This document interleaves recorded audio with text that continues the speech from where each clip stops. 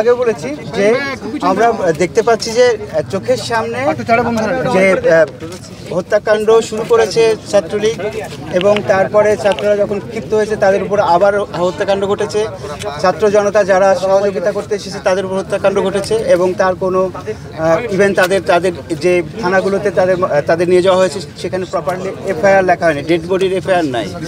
এরপরে দেখা যাচ্ছে যে যেভাবে খুন করা হয়েছে, পুলিশ যেভাবে খুন করেছে এইভাবে খুন আমরা একালে গত 50 বছরে বাংলাদেশে দেখিনি।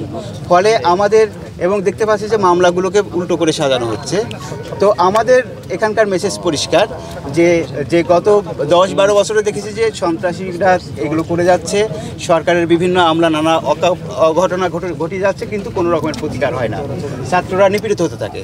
তো এইটা আমরা যদি এইবার যেটা ঘটেছে এটা ঐতিহাসিকভাবে মানে সবচেয়ে বড় ঘটনা, ইতিহাসের মনে হয় এত বড় কলঙ্কের ঘটনা, মুক্তিযুদ্ধের পরের সবচেয়ে বড় ঘটনা। তো এবং এইটা নিয়েও যখন এটা চলছে এই সরকারের একটা গেমের মধ্যে নিয়ে যাওয়ার চেষ্টা করছে, আমরা মনে করি যে এটা অন্যায়। আমরা মনে করি যে সরকারের এখান থেকে সরে আসা উচিত, সরকারের সেই পরিবেশ তৈরি করা উচিত যেখানে একটা রাজনৈতিক সমাধান হতে পারে এবং সবাই আমরা সেখানে একটা গণতান্ত্রিক দেশের স্বপ্ন দেখতে পারি। তো ফলে আমরা মনে করি যে সরকার যতক্ষণ পর্যন্ত সেই জায়গায় না আসছে আমাদের প্রতিরোধ চালিয়ে যেতে হবে।